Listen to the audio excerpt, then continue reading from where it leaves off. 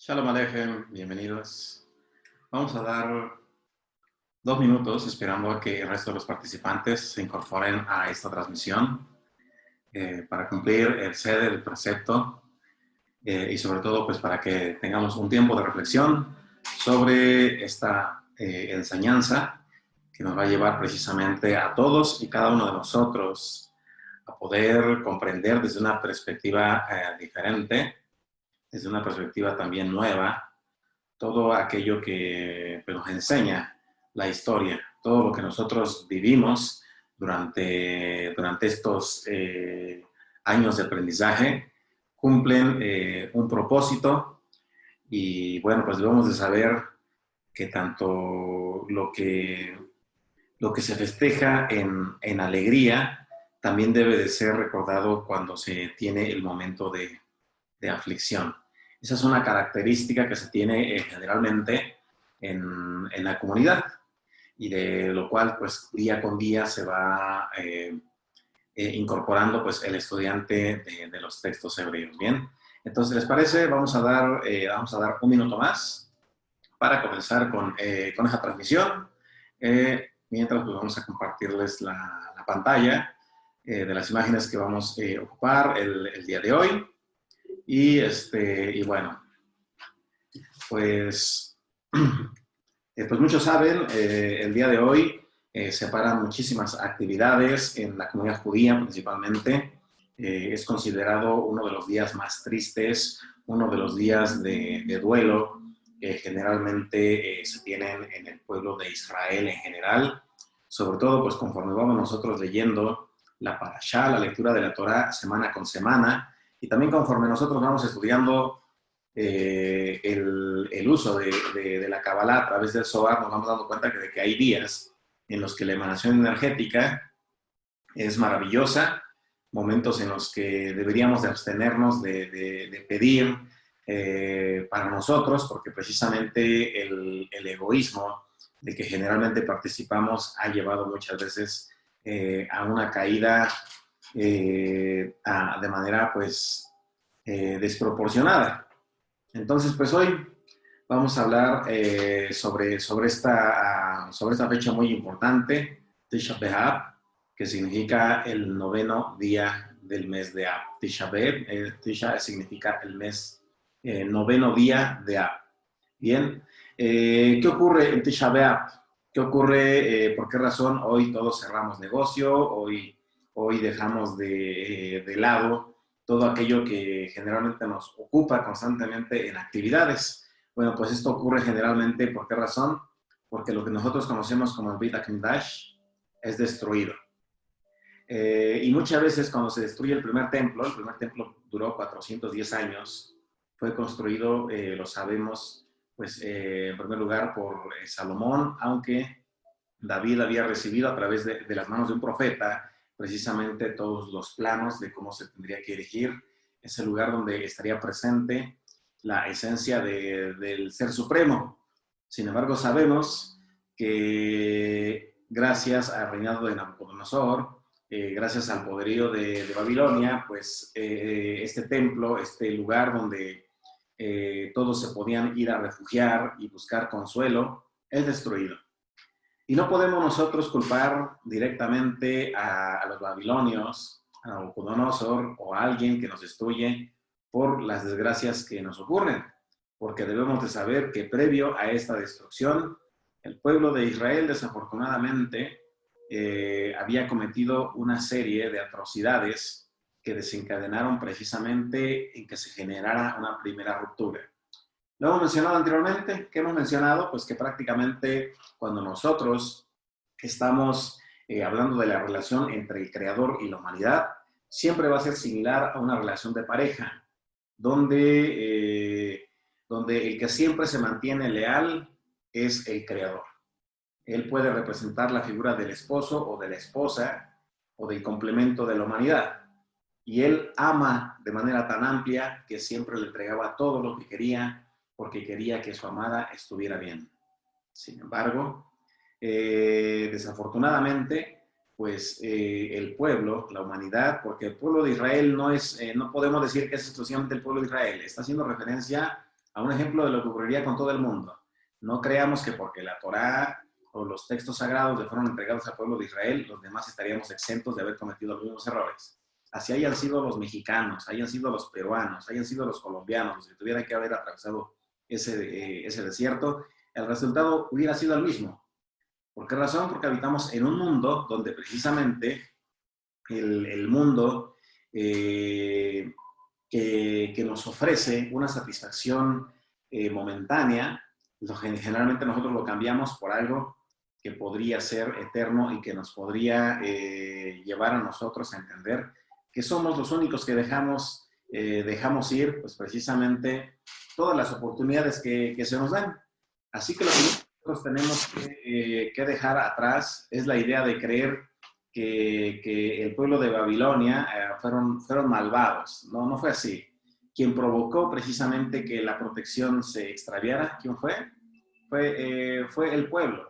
¿Por qué razón? Porque a pesar de haber visto el amor con el que le cuidaba el Creador, pues decide ir en pos ¿de qué? De otros dioses, en pos de otras culturas, e inclusive, se recordarán que hace tres lecturas, veíamos precisamente que el pueblo, a pesar de que buscaba a su enemigo maldecirlo, ¿qué sucedía? Akadosh Baruj Hu se aparecía aún en medio de sus adversarios y les decía, yo tengo bendecido ese pueblo, no puedes maldecirlo. Y los defendió. Los defendió, no permitió que fueran reducidos, pero ¿qué sucedió? La carne, dice ahí el Tanaj. Pero pues por ahí antes de irse este profeta, Bilam, ¿qué le dice? Le susurró al oído, ¿verdad? Al enemigo del pueblo de Israel, a cada uno de ustedes, pueden estar obedeciendo muy bonito, cumpliendo preceptos, esmerándose por hacer el bien, el mal los quiere tocar, y ustedes dicen, bueno, pues sé que voy muy bien, sin embargo, el universo también conoce cuál es el pie del que nosotros cojeamos, llega el enemigo y le susurra, oye, yo te recomiendo que hagas esto, porque por este lado, segurito, va a caer. ¿Y qué sucede? Bueno, pues generalmente cae la persona y entonces somos nosotros mismos quienes nos salimos de esa promesa maravillosa que es la protección que nos ha asegurado el Creador. Y entonces, ¿qué sucede? Pues viene una decadencia, ¿verdad? El Creador nos protegió, pero nosotros mismos somos quienes abrimos la herida. Es como un cuerpo donde nosotros decimos estoy completamente sano, pero si yo mismo realizo una herida en mi organismo y comienzo a contaminarla, pues evidentemente me voy a enfermar, me va a hacer un daño, y no puedo decir yo por qué lo permites a Kadosh Baruj Hu, por qué lo permite el Creador, si nosotros mismos somos quienes realizamos esto. Ahora bien, es muy importante que nosotros veamos qué ocurre. Dice, Beit HaMikdash, es cierto, en la comunidad judía es un día de aflicción, es un día de tristeza, pero no porque el Creador se haya ido solamente porque Él quiso. ¿Por qué razón? Porque Él después volvió. Del primer templo, cuando fue destruido, al segundo templo pasaron 70 años. Se comienza a erigir el segundo templo. Este segundo templo dura 420 años. Imaginemos una relación de pareja. Vamos a imaginarlo, ¿no? Dicen, ok, él o ella le fue infiel. Le fue infiel a su pareja. Y después de que estuvo ahí insistiendo 70 años, digo, yo sé que no duramos tanto, 70 años ahí rogando a la persona que perdone, pero ¿qué sucede? Dice, muy bien, creo que me está hablando desde lo más profundo, desde lo más honesto de su corazón. ¿Y qué hace Akadosh Baruj Hu? Akadosh Baruj Hu entonces se conduele. Dice, te amo. Cuando una persona ama, es como una madre a un hijo. Se puede enojar, lo puede corregir, pero no lo va a dejar de amar. Puede dejar inclusive en algún momento que experimente en base pues, a su propio anhelo. Sabe que probablemente los consejos que le da son buenos, quiere que no se haga daño, pero pues en el amor dice, bueno, está bien, voy a dejar que tú aprendas y que entiendas que muchas veces lo que yo te quiero proponer es una serie de recomendaciones, una serie de consejos, no son imposiciones, con la finalidad de que no te lastimes. Entonces, ¿qué sucede? Se destruye el primer templo, hay una soledad del pueblo de Israel, hay una canción, Los ríos de Babilonia, ¿la han escuchado? Es una canción clásica, creo que como de los 70, si no recuerdo mal, muy bonita, si no la han escuchado, escúchenla.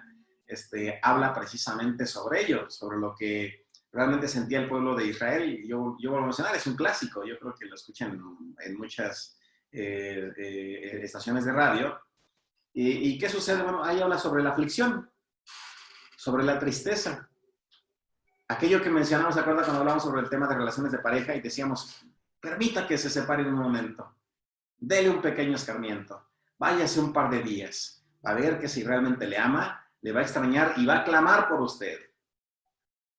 Si no es así, pues seguramente esto le ayudará a crecer. Entonces, ¿qué sucedió? El pueblo de Israel en ese momento clamó a Kadosh Baruj Hu. Y en ese momento, como sucedió en Egipto, el Creador, ¿qué hizo? Se acordó y entonces, pues prácticamente permitió nuevamente su restauración. Pero también volvió a ocurrir lo mismo. Años 70, llega las legiones de Tito a través del Imperio Romano y se genera nuevamente otra ruptura.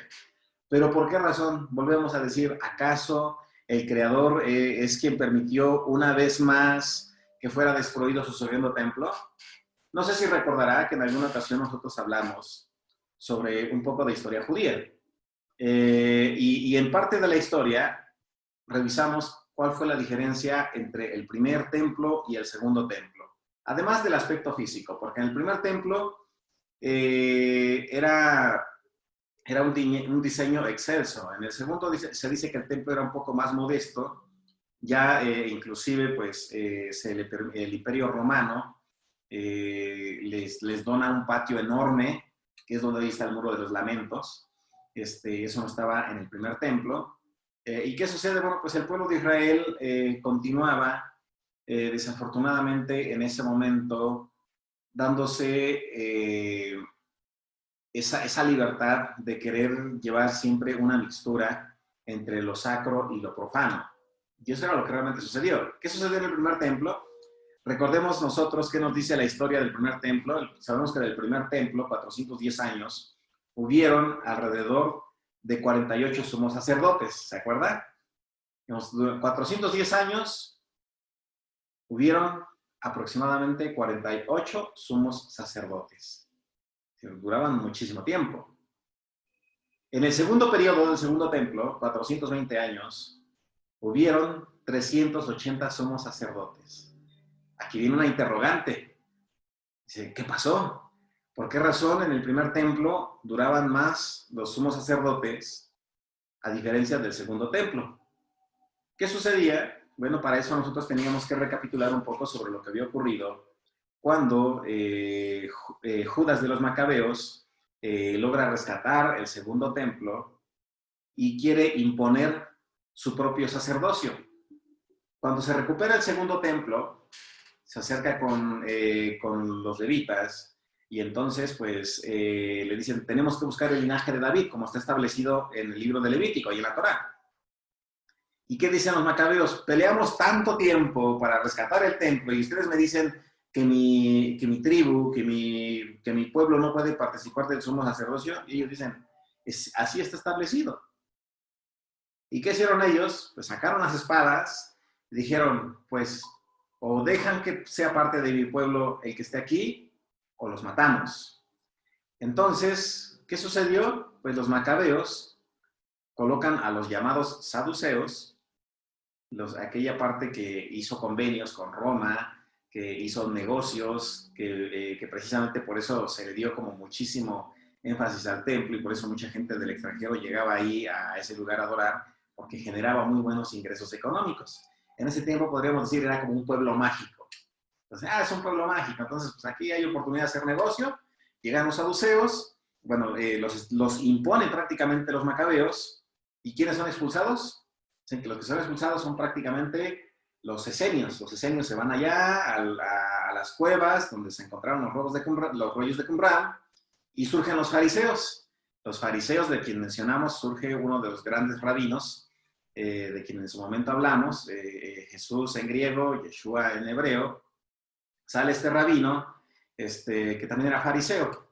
Es decir, él era uno de los muchos fariseos que existían en ese momento. Recordemos que en esos tiempos donde estaba este rabino, que se le dio mucha publicidad, por llamarlo de una forma, hubieron 24 candidatos, es decir, hubieron 24 personajes que en ese momento también se autoproclamaron el Mesías y que también tuvieron muchos seguidores. Entonces, ¿qué sucede? Bueno, pues los fariseos generalmente eran como una parte de la población que se oponía. Fariseo, ¿qué significa? Purificado o apartado. Entonces, ¿qué sucede con los fariseos? Ellos están como en la línea de en medio. Ellos quieren recuperar la tradición original que se perdió y que era parte del primer templo. Por eso generalmente nosotros vemos a los fariseos discutiendo constantemente entre ellos mismos para poder dar la mejor interpretación, y los demás pues lo aceptaban, decían, ah, mira, este es un gran rabino, y está interpretando de una forma muy diferente. Entonces, ¿qué sucede? Bueno, pues después de esto, mencionamos, los saduceos no eran parte del linaje, es decir, no pensemos que en ese tiempo realmente el linaje sacerdotal que estaba administrando en el templo era el linaje verdadero. No es así, eran impostores y precisamente morían en la festividad de Yom Kippur, ¿verdad? Porque Yom Kippur tenía que hacer todo un proceso de purificación, el sumo sacerdote, y como ellos no sabían cómo se realizaba, lo hacían con errores, entraban a ofrecer el incienso y morían en el acto, ¿verdad? Ahí está en la Torá, nos describe cómo deberían ellos de ir vestidos con una campanilla, y pues la gente estaba pendiente cuando el sumo sacerdote se acercaba a ofrecer el incienso, estaban ahí parados atrás de la cortina, escuchando si la campanita todavía sonaba. Y si dejaba de sonar, ¿qué hacían? Le hablaban. Si no contestaba, ellos iban amarrados con un lazo, imagínense. Entraban amarrados con un lazo y cuando se dejaba de escuchar la campana, era porque habían muerto, porque no se habían purificado de forma correcta, y entonces los sacaban con el lazo y luego incorporaban a otro sumo sacerdote. Yo le preguntaría a usted, si usted fuera el siguiente sumo sacerdote que tuviera que ofrecer incienso, ¿lo haría? Probablemente usted diría, no, porque lo estamos contando ahorita. Pero en ese momento ellos no conocían la verdad, no sabían que lo que estaban haciendo les faltaba como ciertos pasos para la correcta purificación. Pues ellos creían que lo estaban haciendo bien.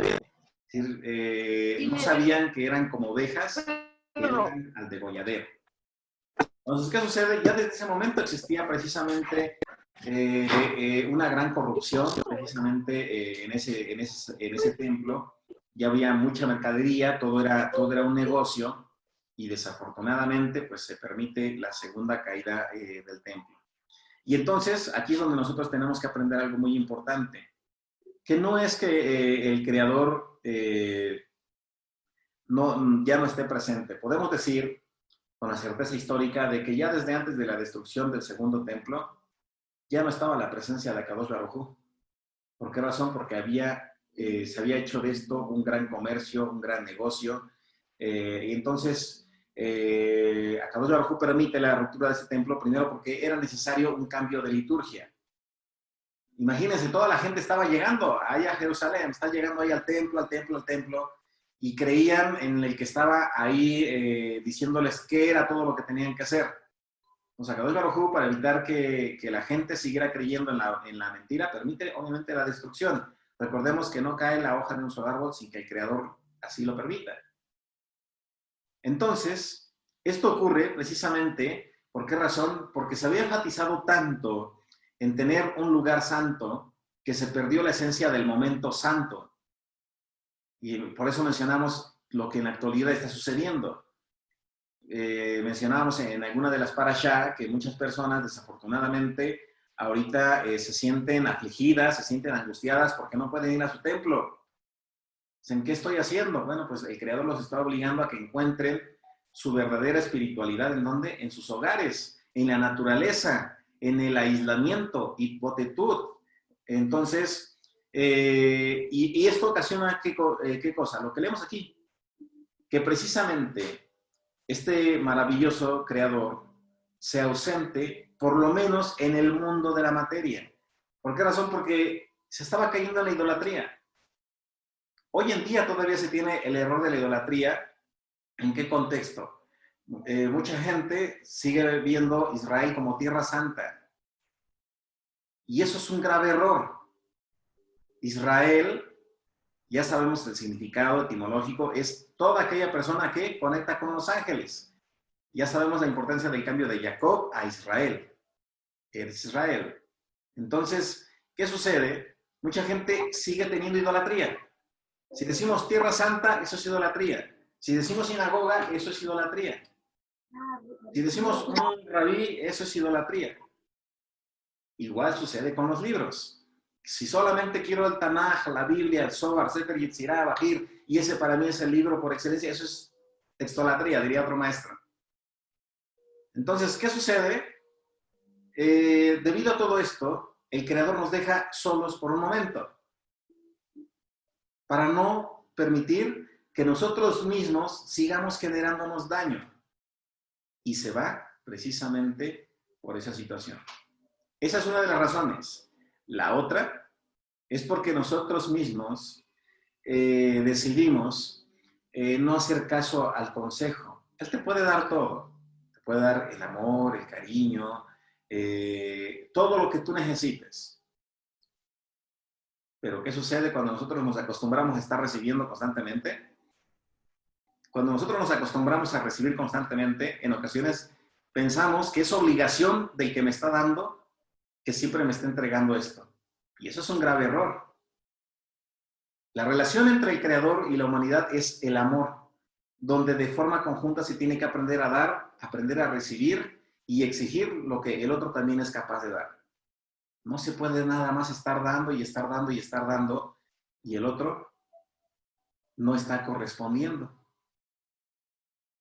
Entonces, ¿qué sucede? Pues eso genera precisamente que se manifieste esa separación. ¿Bien? Para poder entender lo que ocurrió, hacemos una pregunta aquí. ¿Por qué extrañamos nosotros la presencia del Creador? Porque Él es como un ser amado. Y para eso nosotros tendríamos que preguntarnos si usted alguna vez ha sentido ganas de regresar a casa, ha sentido ha tenido ese recordatorio, ha hablado con mucha alegría sobre cuando usted era niño o era niña. Aquellos momentos maravillosos. Y a lo mejor usted dice, bueno, tal vez no cuando era niño, pero puedo recordar momentos con determinada persona que probablemente me daba todo a manos llenas. No en el mundo de la materia, sino todo lo que usted necesitaba anímica, espiritualmente. Eso sucede muchas veces, ¿verdad? Cuando un hijo se va de la familia, de sus padres, se da cuenta de que tiene que madurar. ¿Qué sucede? A veces, durante las lecciones de la vida, nosotros también comenzamos a extrañar, porque las lecciones que nos da la vida para crecer a veces son muy dolorosas, muy fuertes. Y aunque usted tenga 60, 70 años, tenga 40 años, sea muy fuerte, vaya al gimnasio, no lo sé, va a llorar en algún momento. Su alma va a ser así. Y en ese momento usted va a necesitar regresar a casa. En ese momento usted va a extrañar y se va a dar cuenta de qué complicado ha sido tener que crecer. Porque antes, cuando uno es niño, ¿qué sucedía? Había un problema y a veces uno decía, bueno, ahí está papá, ahí está mamá, ahí está alguien que lo va a solucionar. Y usted seguía jugando, usted seguía disfrutando, corría de un lado, corría para otro. Cuando usted se lastimaba, sabía que alguien le iba a ir a colocar un antiséptico para la herida, le iba a consolar, le iba a escuchar. Y eso es hermoso, eso es maravilloso. Todo eso que nosotros extrañamos y que nos hace ganas de volver al pasado es exactamente lo mismo. Porque el Sagrado Templo representa ese lugar de donde nosotros muchas veces salimos. Es el lugar de donde su alma tanto anhela volver a esa libertad. ¿Y cómo lo sabe? Hoy usted lo sabe porque está buscando conectar con el mundo espiritual. Usted quiere conocer. Y aún durante ese proceso hay sufrimiento. ¿Sufrimiento en qué sentido? Sufrimiento en que muchas veces para poder encontrar esa verdad se encuentra lo siguiente. Recibe, después de estar acostumbrado a recibir amor, recibe mentiras y dolor. Y estamos en un mundo donde la información fluye. Interpretaciones, versiones, promesas. Y de pronto usted dice, yo ya no sé qué de todo lo que me están diciendo es la verdad. Ya me perdí. Porque de pronto todo se oye muy bonito. Pero al final del camino resulta que era mentira. Y ahí va una vez más usted recogiendo sus ánimos, sus emociones, sus sentimientos, como cuando una pareja no funciona, va recogiendo usted sus sentimientos, va con todo ese dolor y se comienza a cansar. Y es cuando nosotros también en el mundo de la espiritualidad tenemos que comenzar a tomar conciencia de ello y extrañar realmente aquello que nos da paz, que nos da tranquilidad, que nos da esa certeza de que hay alguien que al final del día nos sigue cuidando. Y ese alguien no solamente es el creador, sino también las almas que estuvieron cerca de usted y que partieron. Porque muchas veces nosotros creíamos equivocadamente que los seres que habían fallecido ya no estaban cerca de nosotros. Aprendemos con la Kabbalah, con las enseñanzas del Talmud, que podemos contactar con ellos y que cuando tenemos un sueño con ellos, estamos platicando con ellos, con papá, mamá, abuelo, abuela, ese ser que usted tanto amó. Hermanos, hermanas, hijos, hijas, todos ellos están ahí. Pero cuando usted creyó todo lo contrario, su alma se afligía porque decía, ¿cómo es posible que se tenga que ir y ya no pueda saber más de él? No, lo único que se cansó, lo único que se gastó fue el cuerpo humano. Por eso ahí están los 72 nombres de Dios, ¿verdad? Beb, Hai, Bab, para poder contactar con las almas que partieron. Y dice, usted diría, ahí ya confronta, dice, ¿por qué en un aspecto dice el Tanaj que sería complicado y por qué en otros aspectos dice la Kabbalah que sí podemos nosotros contactar con estos seres que durmieron, al menos en el cuerpo físico? Bien, entonces, eso es normal. Y por eso, siempre en esta enseñanza, en esta reflexión, lo que el Creador le dice a toda la humanidad, lo que le dice a usted como hombre, lo que le dice a usted como mujer, es Israel, pueblo amado, vuelve a casa. Lo que Él quiere es que nosotros hagamos Teshuvah, que reconozcamos, que también nos cansamos, que ya experimentamos, que ya nos dimos cuenta que tomamos decisiones equivocadas, pero que esas decisiones equivocadas no son sentencia perpetua para todos y cada uno de nosotros. Porque lo vemos a lo largo de toda la historia y en el Tanaj, que cuando nosotros clamamos, cuando realmente hacemos Teshuvah, se vuelve a generar esa conexión. Y eso que es real en el mundo espiritual, también lo es en el mundo de la materia. ¿Cuántas veces nosotros, debido a que culpamos a los demás por nuestras desgracias, mantenemos enojo e ira con las demás personas? Y esto es una enseñanza primaria, porque el Creador no te guarda rencor en ningún momento. Así que lo que Él espera es que tú tampoco guardes rencor. Y que aprendas a dejar en el pasado aquello que en su momento tú ya corregiste. Ya no te estés autoflagelando constantemente diciendo me equivoqué, me equivoqué. Si ya te dolió, si ya sufriste, si ya corregiste, hiciste actos de bondad, eso fue suficiente, porque el dolor que viviste en ese momento era lo que tenías que vivir y no más de eso. El error que hayas cometido no es algo que te tenga que mantener a ti sentenciado durante toda la vida o durante muchos años. Entonces es muy importante que tengamos muy presente lo siguiente, ahora que seguimos caminando en este mundo de Mahud, en este mundo de la materia, y es que siempre tengamos presente que si nosotros somos conscientes de que estamos haciendo algo que nos va a generar un daño, el resultado va a ser más que evidente. No nos tenemos que sorprender. Si soy una persona que no se alimenta bien, no me debo de sorprender si con el paso del tiempo mi cuerpo no funciona bien. Si solamente quiero ser perezoso, me da flojera buscar un trabajo, me da flojera levantarme temprano, que no me sorprenda, como dice el libro de los Proverbios, la pobreza. ¿Por qué razón? Porque solamente estoy ocupando mi tiempo en nada, en la ociosidad. Si estoy engañando a la gente, ¿qué esperas para dejar de hacerlo?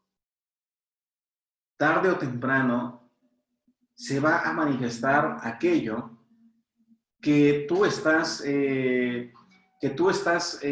pensando no se va a manifestar. Entonces, esta reflexión, la reflexión de este día, nos lleva a nosotros a algo muy importante. Y es primero a que nosotros realmente hagamos una introspección, que realmente aprendamos de lo que estamos viviendo, porque solamente así vamos a ser restaurados. No hay otra forma. Y si nosotros hemos perdido la desconexión, si hemos perdido el equilibrio con algún aspecto importante de nuestra vida, tenemos que hacer teshuvah. Y sobre todo, recordar cómo estaba usted viviendo antes. Y como comentábamos hace un momento, y no olvide que no es que haya alguien malvado que esté generándole daño, no es así. Somos nosotros mismos quienes muchas veces abrimos la puerta a eso que nos está ahí tocando. Quiere que lo dejemos entrar y sabemos que nos va a hacer daño. Si lo dejamos entrar, pues nosotros mismos somos quienes vamos a recibir una enseñanza que nos va a ayudar a crecer, por supuesto que sí, pero va a doler. Así que recordemos nosotros, la destrucción de ese templo nos debe de llevar a nosotros primero a entender algo, que el ser humano tiene que aprender a soltar los lugares sagrados y tener momentos espirituales. Que usted entienda y comprenda que esto también lo ha permitido el Creador. Y una vez que nosotros seamos conscientes de esto, entonces vendrá la restauración del tercer templo que tanto se anhela. Entonces, espero que esta breve reflexión, esta breve enseñanza, le lleve primero a usted también a entender que nosotros somos los responsables, nadie más. Que si usted tiene que soltar el perdón con alguien, hoy es un buen día. Que no guarde rencor absolutamente con nadie, a nadie, porque el Creador tampoco lo guarda hacia usted. Y lo que Él está pidiendo es que todos y cada uno de nosotros regresemos a esa casa, que regresemos a ese hogar. Espero en Baruch Hashem que el amor sea aquello que predomina en cada uno de sus corazones. Y hoy mi oración es que usted sane su alma, su corazón, con todos los miembros que se encuentran lejos o cerca de usted. Si tiene que restaurar con sus padres, sus hermanos, su pareja, sus hijos, hágalo. Porque eso es lo que le va a llevar a usted a tener ese encuentro de armonía con el Creador. Él le ama, no lo dude. Bien, Como siempre, es un gusto estar compartiendo con ustedes esta enseñanza. Espero que Akadosh Baruj Hu nos haya hablado a todos y cada uno de nosotros el día de hoy. Es un día no muy alegre, nada alegre para nuestra comunidad judía. ¿Por qué razón? Porque nosotros mismos somos quienes ocasionamos que el Creador, que el amado o que los seres que amamos se vayan de nuestra vida. Nosotros somos quienes tomamos la decisión, pero lo más importante es que el Creador no nos juzga con gran rigor, sino que está esperando a que con gran amor volvamos nosotros a esta senda. Así que lo invito a volver, que haga Teshuvah y que tome en cuenta en que siempre hay alguien que lo ama en los otros planos, sus seres amados que ya partieron y también a Kadosh Baruj Hu. Que tengan muy buen día, buena noche, donde quiera que se encuentren. Hasta pronto, Shalom, Ubrahot. Muy buenas noches. Shalom, shalom. Shalom, shalom.